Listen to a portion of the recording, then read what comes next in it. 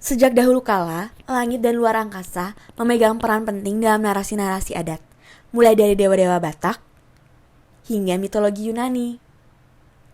Hal ini tidak hanya menggambarkan perspektif manusia terhadap angkasa, tetapi juga menggambarkan ketertarikan manusia terhadap cakrawala dan segala hal yang tersembunyi di baliknya. Cerita yang paling menggambarkan cinta manusia meraih langit terdapat pada puisi Metamorphoses dalam tragedi Daedalus dan Ikarus. Alkisah diceritakan bahwa Daedalus bersama anaknya Ikarus dipenjara oleh Raja Minos, seorang raja Kreta di sebuah menara. Karena sadar jalur darat dan laut sudah dijaga ketat, Daedalus memutuskan untuk menciptakan sayap dari bulu unggas direkatkan dengan benang dan lilin untuk pelarian dirinya dan anaknya. Daedalus berkata bahwa jangan terbang terlalu dekat menuju matahari karena panas matahari akan melelehkan lilin perekat sayap, dan jangan terlalu bawah karena air laut akan meresap ke bulu sayap. Akhirnya, mereka berdua berhasil keluar dari menara berkat sayap buatan Daedalus. Naasnya, Ikarus mabuk oleh kegembiraannya saat terbang tinggi di udara, melupakan peringatan ayahnya, dan terbang semakin tinggi mendekati matahari. Alhasil, sayap Ikarus meluruh, lalu jatuh ke lautan dan tenggelam. Melalui mitos ini, terlihat seperti Ikarus, manusia sudah sejak lama jatuh cinta dengan impian untuk terbang tinggi. Mengutip Oscar Wilde, salah satu orang yang pertama kali tercatat melakukan percobaan untuk terbang adalah Abbas ibn Firnas, atau yang biasa dikenal dengan Ibnu Firnas. Pria kelahiran Andalus ini adalah seorang polimet, atau seorang dengan pengetahuan tinggi di berbagai subjek. Salah satu eksperimen teruniknya dicatat oleh sejarawan Maroko Ahmad Muhammad Al-Makari. Ibnu Firnas melekatkan bulu burung pada tubuhnya dan beberapa sayap. Kemudian ia meloncat dari sebuah bukit dan berhasil terbang dengan jarak yang cukup jauh. Rumornya, Ibnu Firnas berhasil melakukan percobaan tersebut 2 kali, meskipun melukai punggungnya dalam percobaan-percobaan tersebut. Ide-ide untuk membuat manusia mengudara juga dipertimbangkan oleh salah satu polimet paling terkemuka dalam sejarah, Leonardo da Vinci. Di dalam buku catatannya, Codex on the Flight of Birds, Leonardo menganalisis cara kerja sayap burung.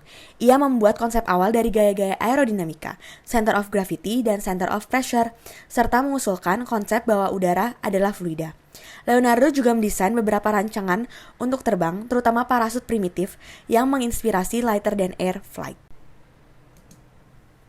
Pada tahun 1783, melalui desain parasut Leonardo, Joseph Michel Montgolfier dan Jacques Etienne Montgolfier, atau lebih populer sebagai Montgolfier bersaudara, berhasil menciptakan balon udara terangkat dengan kalor udara di dalamnya, atau hot air balloon. Dengan 2 demonstrasi, yakni pada Juni 1783 dengan penumpang, domba, bebek, dan ayam di dalamnya, serta pada 15 Oktober 1783 dengan awak manusia. Balon udara desain Montgolfier bersaudara tersebut dinamai Montgolfiere.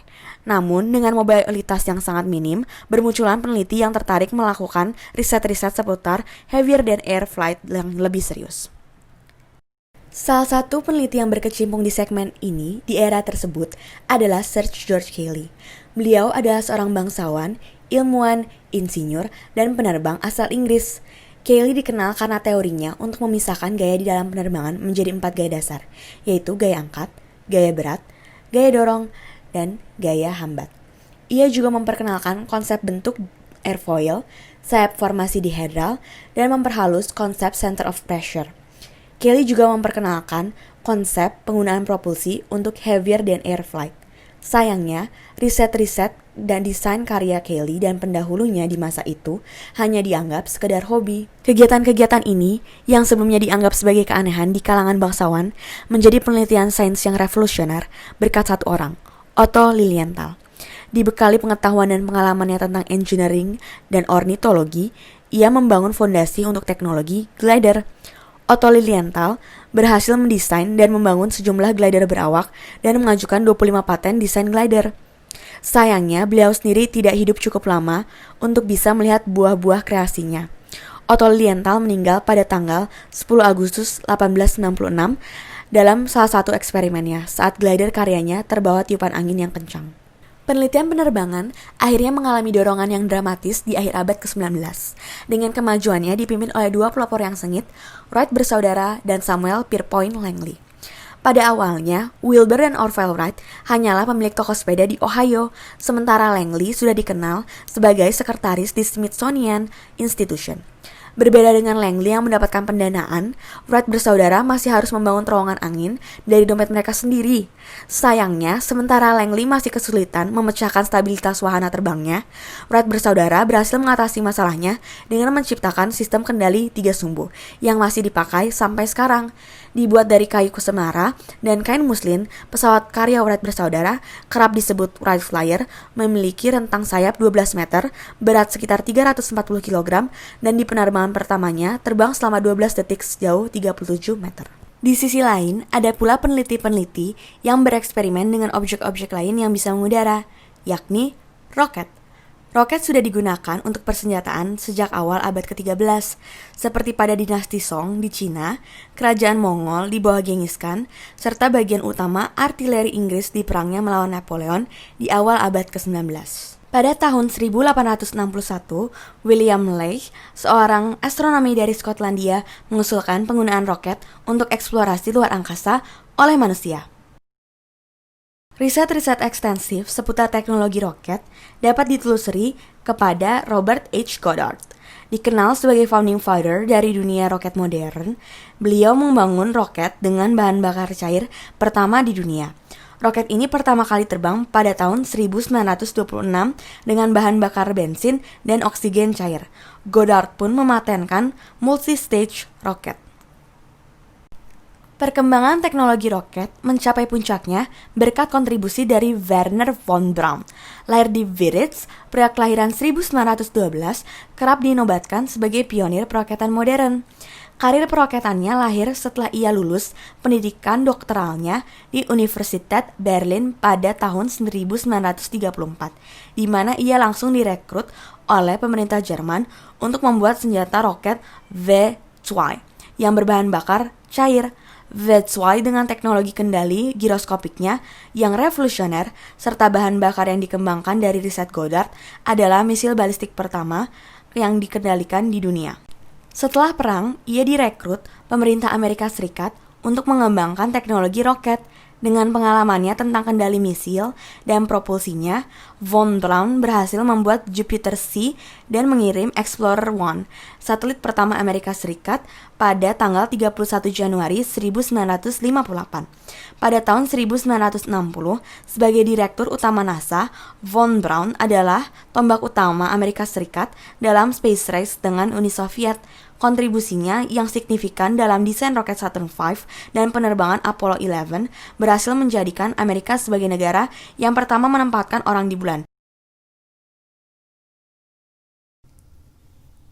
Di masa modern ini, dengan krisis ekonomi dan politik di dunia yang kritis, proyek yang berurusan dengan teknologi kedirgantaraan sulit mendapatkan dukungan yang efektif, baik proyek pemerintah maupun proyek swasta. Sebagai contoh, pendanaan NASA dari pemerintah Amerika Serikat menurun dari 4,41% pada tahun 1966 hingga 0,5% pada tahun 2013. Meskipun begitu, masih ada insinyur dan peneliti di masa kini yang masih aktif berkecimpung di bidang kedirgantaraan. Dan dari semua insinyur-insinyur tersebut, yang paling proaktif adalah Elon Musk. Lahir di Pretoria, Afrika Selatan, pada 28 Juni 1971, Elon Musk adalah seorang pembisnis, filantropi, dan perekayasa yang sudah pasti diketahui masyarakat secara umum. Kreasinya yang paling signifikan adalah perusahaan SpaceX atau Space Exploration Technologies Corp. Pada 6 Mei 2002 dengan beliau sebagai CEO dan lead designer. Berikut adalah beberapa prestasi yang diraih SpaceX.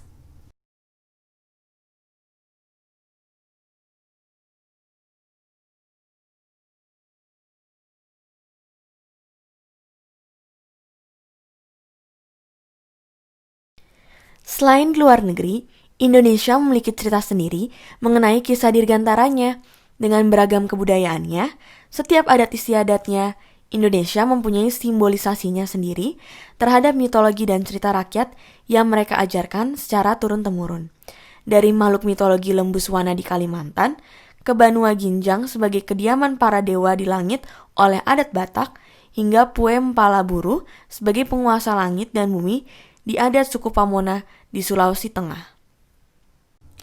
Dari kisah-kisah tersebut, Mungkin mitos yang paling tenar adalah kisah Gatot Kaca, adaptasi dari naskah Kakawin Baratayuda di zaman Kerajaan Kediri.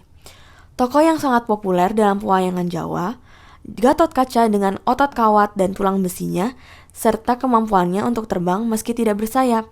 Namun, ketertarikan masyarakat Indonesia terhadap kisah hidup Gatot Kaca juga secara implisit menggambarkan ketertarikan masyarakat terhadap pesona terbang mengudara. Di Indonesia, perwujudan impian masyarakat untuk meraih pengembangan teknik kedirgantaraan diinisiasi oleh Insinyur Onen pada tahun 1904, seorang insinyur berkebangsaan Belanda yang berdiam di Sukabumi. Setahun setelah Wright bersaudara berhasil merevolusi dunia penerbangan, beliau membuat pesawat eksperimental dari bahan bambu. Insinyur Onen juga melanjutkan dengan mendesain glider serupa buatan Octave Chanute dari bahan bambu dan kulit kerbau pada tahun 1912.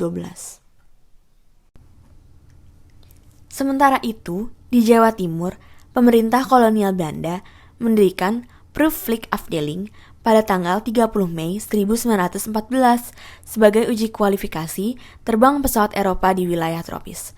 Dari departemen ini akan lahir Aero Club untuk olahraga glider.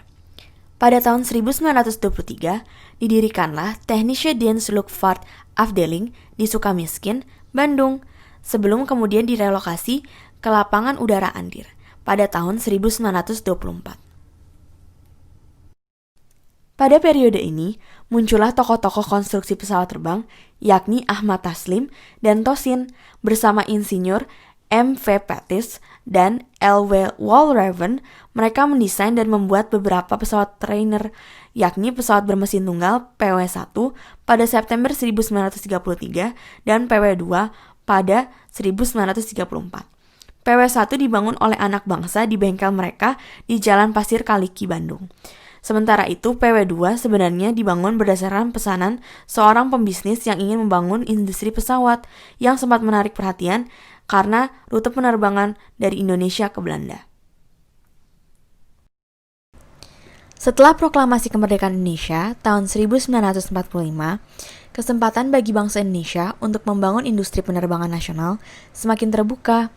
Dengan Indonesia sebagai negara kepulauan, muncullah urgensi untuk menciptakan sarana perhubungan udara untuk kelancaran pemerintahan, pengembangan sosial ekonomi, serta pertahanan negara.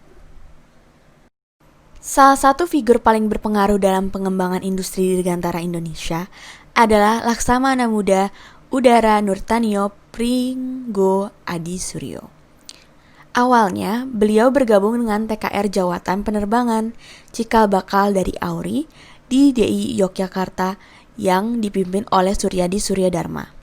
Bersama dengan Wiwiko Supono dan Erja Salatun, Nurtanio dikenal sebagai 3 serangkai perintis kedirgantaran Indonesia. Di Mauspati, Nurtanio dan Wiwiko berhasil membuat beberapa glider yang dinamakan NWG-1 atau Nurtanio Wiwiko Glider. Pada 1948, Wiwiko, Nurtanio, dan Sumarsono berhasil membuat mesin pesawat pertama, yang merupakan modifikasi dari mesin Harley-Davidson WLX. Pesawat buatan mereka selanjutnya dikenal dengan nama RIX. Pada periode 1950 sampai 1965, Nurtanio berhasil merancang dan membuat pesawat Sikumbang yang merupakan pesawat all metal pertama Indonesia, merakit pesawat PZL-104 Wilga yang dinamai Gelatik oleh Presiden Soekarno, dan lewat Kopel Lapip membuat pesawat Fokker F-27. Selama periode 1960 hingga 1964, Nurtanio dan 3 orang Indonesia lainnya dikirim ke Far Eastern Air Transport Incorporated atau FATI di Filipina, salah satu universitas penerbangan pertama di Asia, untuk selanjutnya bekerja di Lapip atau Lembaga Persiapan Industri Penerbangan. Sayangnya, Nurtanio meninggal pada kecelakaan pesawat terbang tanggal 21 Maret 1966 ketika menerbangkan pesawat Aero 45 atau AREF. Selain Nurtanio, salah satu tokoh Indonesia yang selalu disangkut pautkan dengan kedirgantaran Indonesia adalah Profesor Dr. Insinyur B.J. Habibie. kerap dikenal sebagai Presiden Republik Indonesia ketiga dan sebagai tokoh sentral pembangunan industri kedirgantaran Indonesia. Pria kelahiran Parepare, Sulawesi Selatan ini dikenal sebagai seorang insinyur teknik mesin pesawat yang sangat ahli di bidangnya, baik di kalangan masyarakat tanah air maupun di kancah internasional. Beliau mengemban pendidikan SD dan SMP di Parepare, lalu melanjutkan SMA di SMAK Dago Bandung, sebelum pada akhirnya melanjutkan ke Teknik Mesin Institut Teknologi Bandung. Setelah ibu beliau memperoleh izin belajar, beliau melanjutkan pendidikannya ke RWTH di Aachen, Jerman Barat pada tahun 1955. Pada tahun 1965, beliau memperoleh gelar Doktor Insinyur dengan predikat summa cum laude dengan disertasi doktoralnya yang berjudul